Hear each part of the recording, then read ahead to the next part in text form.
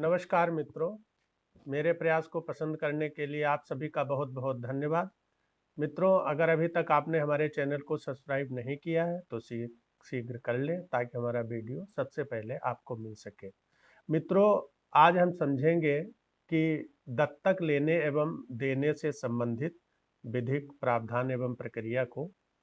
तो मित्रों, इसके लिए हमें समझना पड़ेगा हिंदू दत्तक ग्रहण एवं भरण पोषण अधिनियम 1956 के प्रावधानों को। तो मित्रों, देखते हैं कि इसके प्रावधान क्या कहते हैं। पहले तो देखेंगे कि दत्तक कौन व्यक्ति लिए जा सकते हैं। तो अधिनियम की धारा 10 में ये प्रावधानित है कि कौन व्यक्ति दत्तक लिए जा सकते हैं। तो देखिए, वो हिंदू हो, वह पहले से ही दत्तक नहीं लिया जा चुका हो या ली जा चुकी हो, यानी पुत्र या पुत्री, उसका विवाह नहीं हुआ हो और उसने 15 वर्ष की आयु पूरी नहीं की है। अगर ये शर्तें हैं, मान्य है, अगर लागू है, तो फिर वो व्यक्ति दत्तक लिया जा सकता है इसके अंतर्गत। अब मित्रों, देखेंगे कि दत्तक लेने के लिए सक्षम व्यक्ति कौन होते हैं। तो अधिनियम की धारा 9 में ये प्रावधानित है कि दत्तक देने के लिए सक्षम व्यक्ति कौन है, कौन दत्तक दे सकता है।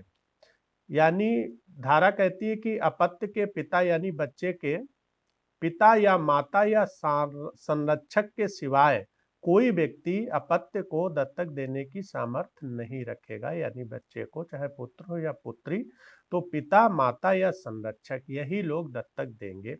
अब मित्रों, माता और पिता में दत्तक माता और दत्तक पिता नहीं आते हैं। यानी इसका मतलब है कि अगर कोई व्यक्ति दत्तक लिया जा चुका है तो फिर वो दोबारा उसका दत्तक नहीं होगा। और संरक्षक संरक्षक के अंतर्गत अपत्य के पिता या माता की बिल द्वारा नियुक्त संरक्षक यानी वसीयत के द्वारा या किसी न्यायालय द्वारा नियुक्त घोषित संरक्षक आते हैं। ये लोग व्यक्ति को दत्तक दे सकते हैं। अब मित्रों, देखेंगे कि हिंदू पुरुष कौन दत्तक ले सकता है, यानी लेने की सामर्थ्य क्या है। ये धारा 7 यानी 7 में ये प्रावधानित है कि किसी भी हिंदू पुरुष को जो स्वस्थ चित्त हो और अप्राप्त वय ना हो, यानी नाबालिग ना हो, ये सामर्थ्य होगी कि वह पुत्र या पुत्री का दत्तक ले, यानी ले सकता है।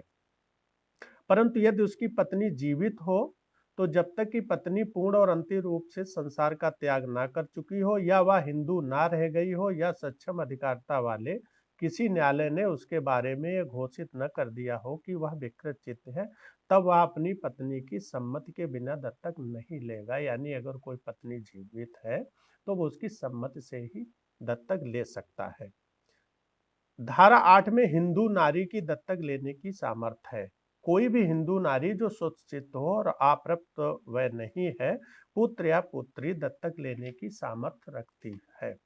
परंतु यदि उसका पति जीवित है तो फिर वो उसकी सम्मति के बिना दत्तक नहीं ले सकती है। अब मित्रों, देखेंगे कि अन्य शर्तें क्या है विद्यमान दत्तक की।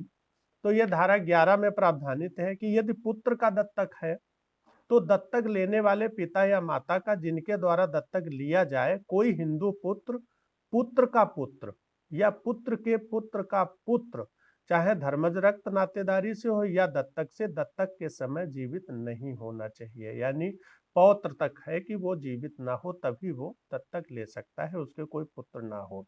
यदि पुत्री का दत्तक है तो दत्तक लेने वाले पिता या माता की जिनके द्वारा दत्तक लिया जाए कोई हिंदू पुत्री या पुत्र की पुत्री, चाहे धर्मज रक्त नातेदारी से हो या दत्तक से, दत्तक के समय जीवित ना हो। यानी दत्तक पहले से अगर कोई मौजूद तो भी दत्तक नहीं लिया जा सकता है। यह दत्तक किसी पुरुष द्वारा लिया जाना है और दत्तक में लिए जाने वाला व्यक्ति नारी है, तो दत्तक पिता दत्तक लिए जाने वाली व्यक्ति से आयु में कम से कम 21 वर्ष बड़ा हो। यानी अगर नारी का दत्तक लिया जा रहा है, पुत्री का, तो फिर वो 21 वर्ष बड़ा होना चाहिए। ये दत्तक किसी नारी द्वारा लिया जाना है और दत्तक लिए जाने वाला व्यक्ति पुरुष है, तो दत्तक माता पिता दत्तक लिए जाने वाले व्यक्ति से कम 21 वर्ष बड़ी हो। वही अपत्य एक साथ 2 या 2 से अधिक व्यक्तियों द्वारा दत्तक नहीं लिया जा सकता है। तो ये मित्रों, ये धारा 11 में प्रावधानित है। अब देखेंगे कि दत्तक के परिणाम क्या होते हैं। वो अपत्य यानी वो बच्चा किसी ऐसे व्यक्ति से विवाह नहीं कर सकेगा जिससे कि यदि वह अपने जन्म के कुटुंब में ही बना रहता हो तो वह विवाह ना कर सकता। कोई भी संपत्ति जो दत्तक अपत्य में दत्तक के पूर्व निहित थी, ऐसी संपत्ति के स्वामित्व से संलग्न बाध्यताओं के यदि कोई हो अध्याधीन, जिसके अंतर्गत उसके जन्म के कुटुंब के नातेदारों का भरण पोषण करने की बाध्यता भी आती है, ऐसे व्यक्ति में निहित बनी रहेगी। दत्तक अपत्य किसी व्यक्ति को उस संपदा में निहित नहीं करेगा जो उस व्यक्ति में दत्तक के पूर्व निहित हो गई थी। यानी कोई संपदा उसने अगर प्राप्त पहले की थी दत्तक के तो वो उसकी बनी रहेगी। अब विद्यमान दत्तक रद्द ना किया जाना, यानी अगर दत्तक ले लिया जाए तो पिता या माता द्वारा या किसी अन्य व्यक्ति द्वारा रद्द न किया जा सकेगा। यानी एक बार दत्तक ले लिया तो फिर दत्तक हो गया, वो त्याग नहीं कर सकता। ये धारा 15 में प्रावधानित है।